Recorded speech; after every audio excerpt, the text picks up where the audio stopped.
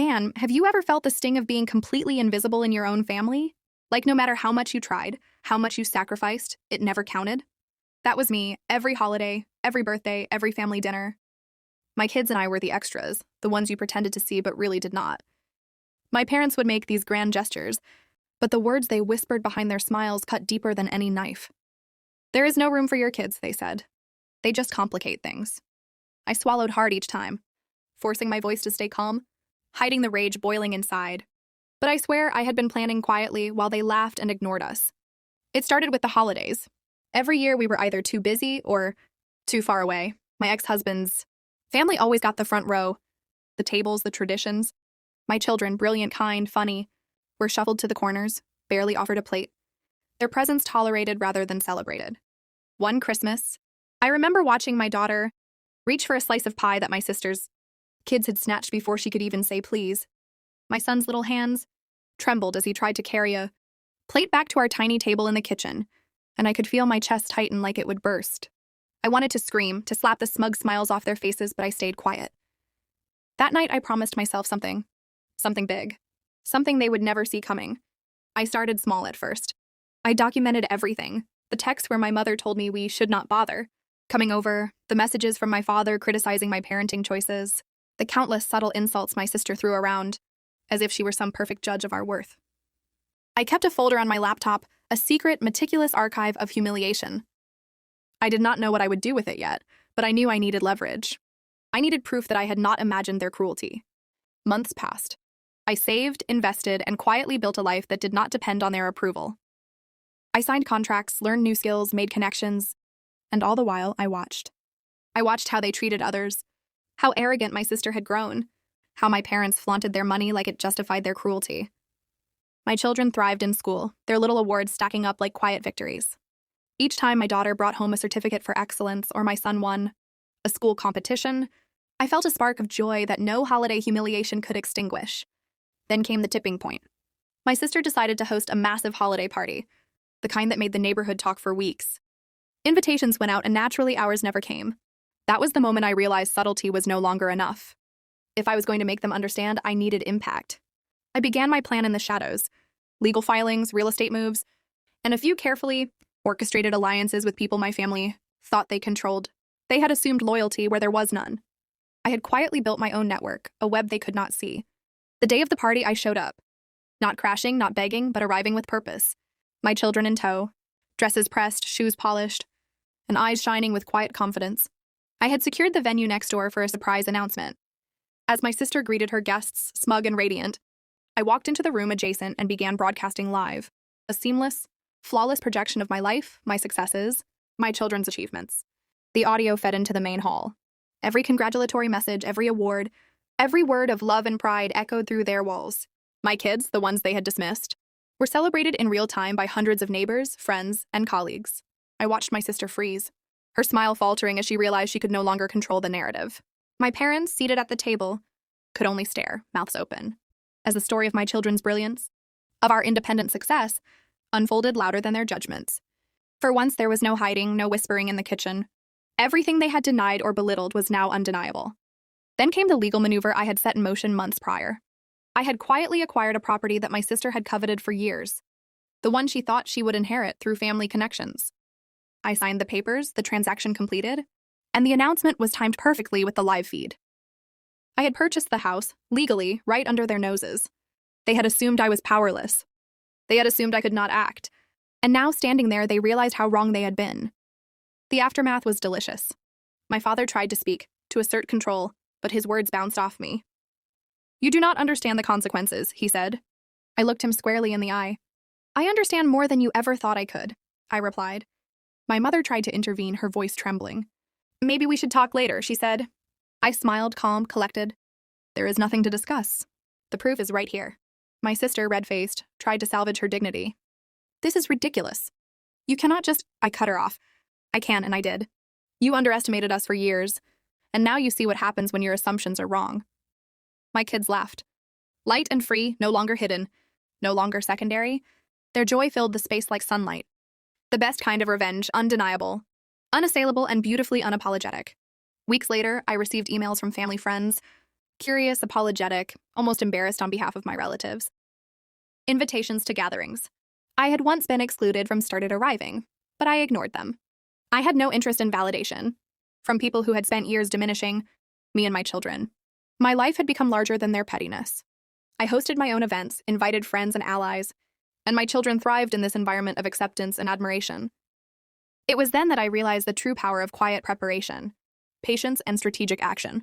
I had not needed to yell, to fight publicly, to descend into drama.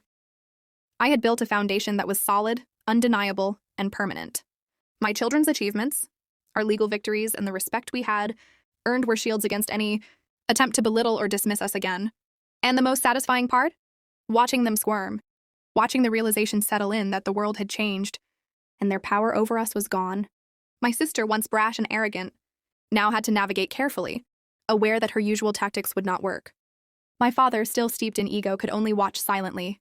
My mother, finally seeing the consequences of years of complicity, reached out, but I held my boundaries. Months passed, the holidays returned, and this time my children were not extras. They were central, celebrated, loved, and visible. They were the reason our gatherings now radiated warmth and pride. The reason my family had to confront their own cruelty and arrogance. And me? I had learned that revenge is not about humiliation. It is about reclamation.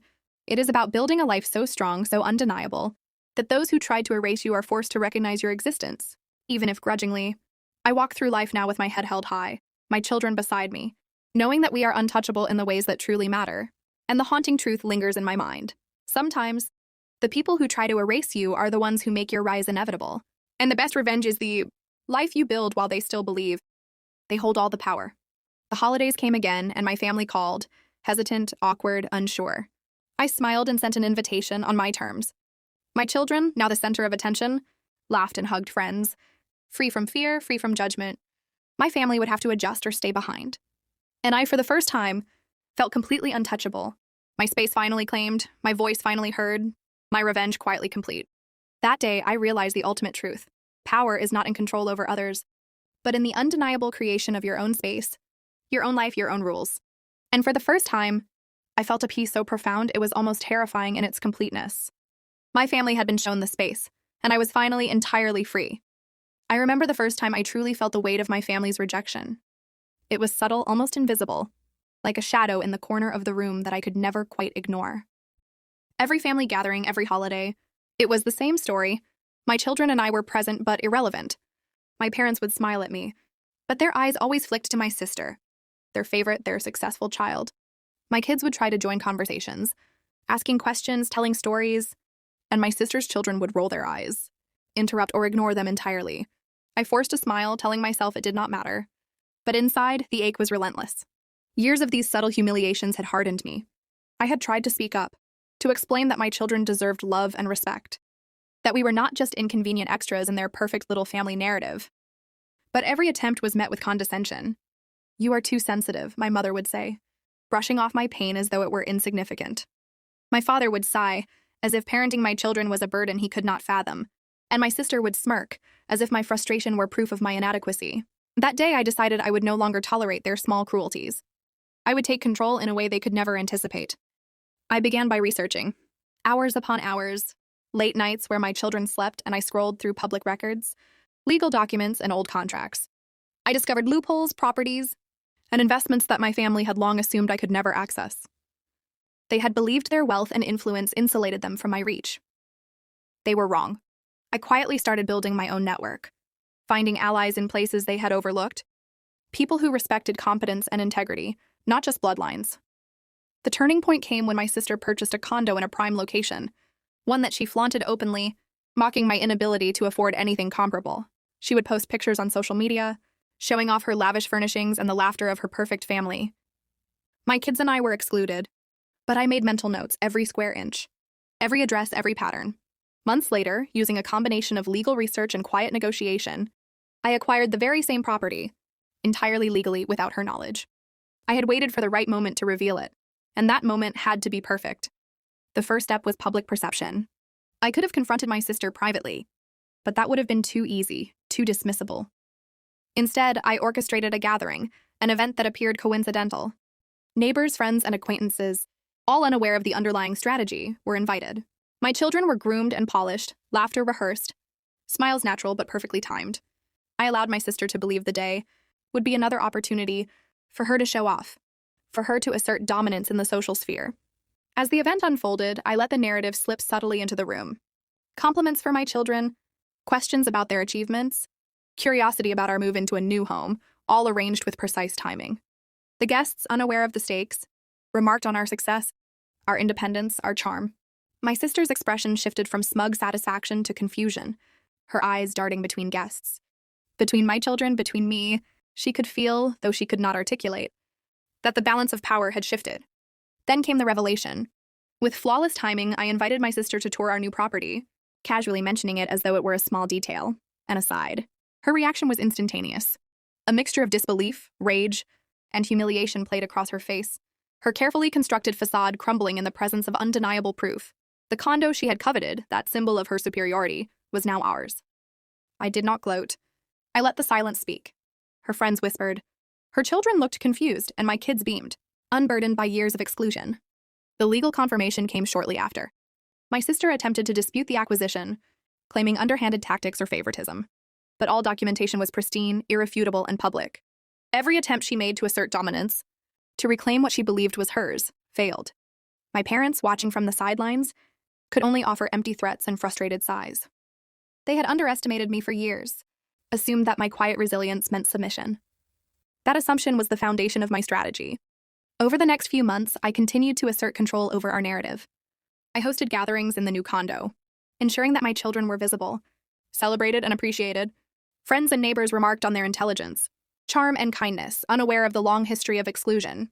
I watched my sister squirm at each acknowledgement, her attempts at subtle sabotage, failing as my careful preparation and legal acumen held firm.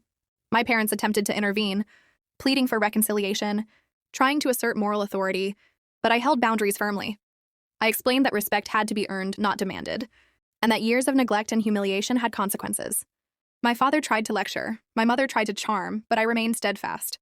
My children were finally in a space where they were celebrated, safe from the dismissive and cruel remarks that had defined our past interactions. The psychological aspect of my plan became apparent as my family began to realize the extent of their misjudgment. My sister, once arrogant and dismissive, now approached interactions with caution, measuring her words, attempting diplomacy where she had previously relied on dominance. My parents, for the first time, confronted the results of their favoritism, their cruelty, and their underestimation of my capabilities. At school events, social gatherings, and community functions, my children were no longer overlooked. They were central, recognized, and praised. I had transformed the narrative from one of exclusion to one of undeniable presence. My family had to acknowledge it, whether they liked it or not. Every compliment, every acknowledgement from outsiders was a quiet victory, a reaffirmation of the years of preparation and planning I had invested. The final act of my plan involved orchestrating a public acknowledgement of our achievements. I invited local press, community leaders, and mutual acquaintances to a celebration at the condo. Awards, recognitions, and testimonials highlighted the success and character of my children. My sister attended reluctantly, my parents followed, tense and unsure. As speeches were made, as accolades were given, the atmosphere shifted. My children stood at the center of attention, radiant and proud, while my family grappled with the realization that their attempts to control and dismiss us had failed spectacularly. In the months following, my family adjusted their behavior, cautiously respectful, but the dynamic had irrevocably changed. I had not sought revenge through humiliation. Instead, I had built an undeniable life, one that commanded recognition and respect. My children thrived in this environment, confident and empowered, no longer burdened by the weight of exclusion.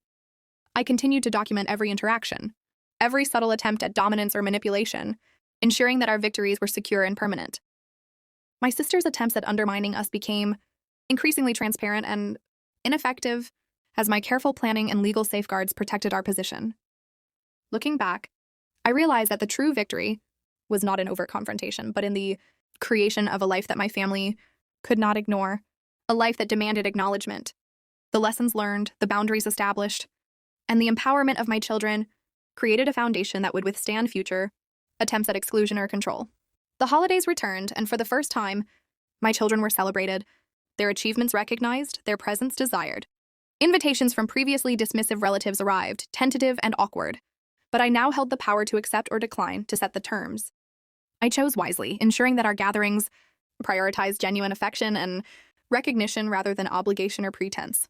Through careful planning, resilience, and strategic action, I transformed years of exclusion and humiliation into a foundation of empowerment and undeniable presence. My family had to reckon with the consequences of their choices, and my children, at the center of our new life, thrived in a world that finally recognized their worth.